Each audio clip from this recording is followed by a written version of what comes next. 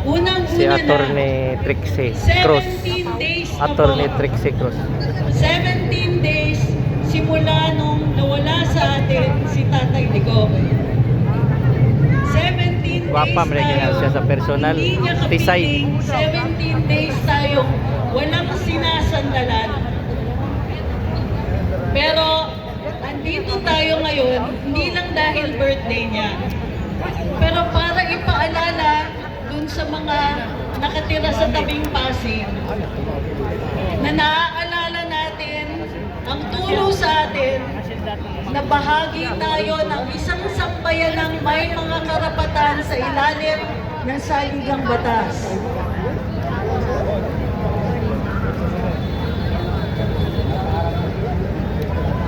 Kung tayo ay nagpupulong-pulong ng mapayapa, hindi dapat tayo ginugulo. Kung tayo ay walang ginagawang masama, walang krimen na ginagawa, hindi pwede tayong hulihin. Kung hinuhuli tayo, kailangan mayroong warrant of arrest. O kaya tayo ay may ginagawang krimen. May ginagawa ba tayong krimen ngayon? Manatili tayong mapayapa. Dahil gusto ko rin nakasama natin ang ating mga law enforcers para naririnig nila ang ating mensahe. Isa sa natutunan natin sa ilalim ng Administrasyong Duterte ay may karapatan tayong mabuhay ng mapayapa.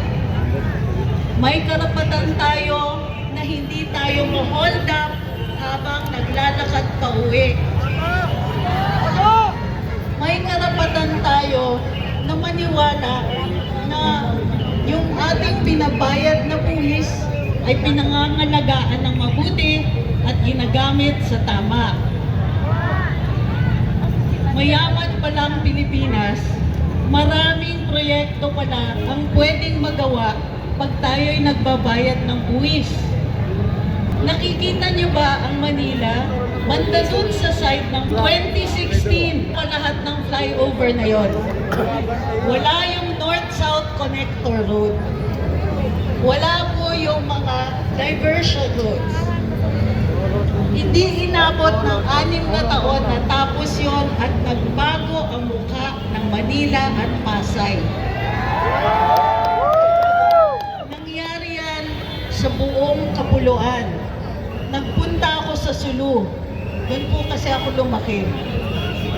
Nagawa yung circumferential road ng Sulu sa isla ng Sulu. Yung dating tinataguan ng Abu Sayyaf nawala. Overnight halos nawala yung kidnapping. Overnight halos nawala na yung mga labanan, yung barilan sa pagitan ng AFP at ng mga insurgents. Simple lang. Ginamit yung buwis natin sa tamang paraan. Noong 2024, ang Administrasyong Marcos nagsingit ng provision sa budget. Yung provision na yun, pinapayagan ang mga GOCC tulad ng PhilHealth, PDIC, GSIS na magdeklara na sobra daw ang pera nila. At dahil sobrang pera nila, yung iba nun, inilipat dun sa tinatawag na unprogrammed appropriations. Sa petisyon sa Korte Suprema, maliwanag na labag sa batas ang unprogrammed appropriations. Pera ng bayan o halos overnight nawala. Yun po ang noong 2024 namigay sila ng halos 800 bilyon ng pera natin na di umano'y ginamit sa ayuda. Wala pong pandemya, walang epidemic. Hindi ito yung ginamit nilang sagot sa kahirapan. Nawalan tayo o nabawasan ng matindi ang nilaan na pera para sa healthcare. Kung kayo po ay nakakaranas ng sakit, may karamdaman, nung panahon ni Duterte, merong zero billing. Uuwi ka, wala kang binayad, kahit 5. Dahil sa budget ng 2024, kahit yung mga 4Ps, hindi na po nakakaranas ng libreng gamot o pagpapagamot. Kung ang 4Ps ay 0, paano pa tayo? Wala silang natanggap. Sa kadalasan, 7% lang ng hospital bill natin mababayaran ng PhilHealth kung kayo ay nagbabayad. Ibig sabihin, sa 100,000 pesos na hospital bill nyo, ang sasagutin ng PhilHealth, 7,000 lang.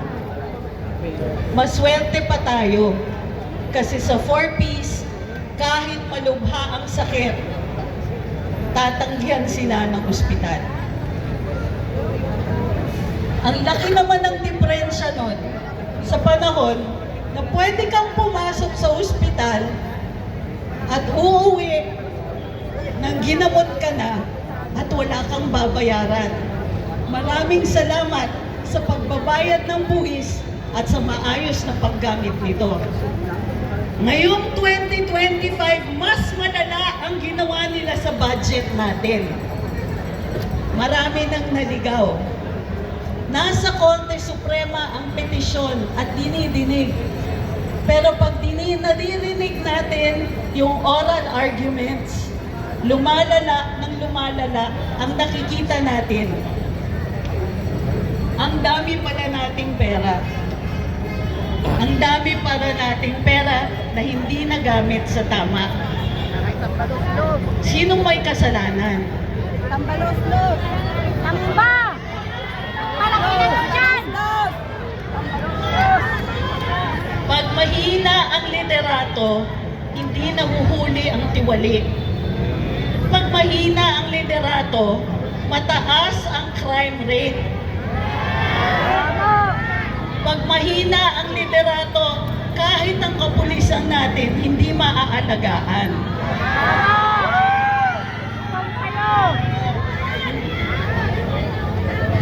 Maniwala man kayo o hindi, mga kawani ng PNP, pag nagpupulong kami ng ganito, pati kayo iniisip namin.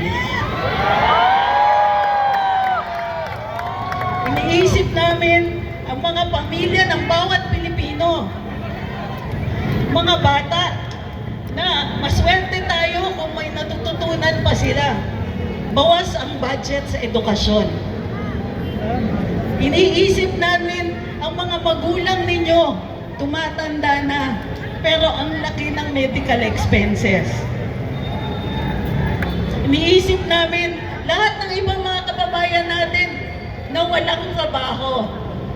Ang mga OFWs nangungulila, hindi makauwi kasi ang mahal ng bilihin dito. Araw-araw inaalala natin, tinitignan namin, minomonitor namin ang presyo ng bigas. Halos buwan-buwan pinapangakuan tayo na aasikasuhin yung pagkain. Kayo ba? Naramdaman nyo na ba? Wala! Kamusta ang bilihan ng bigas?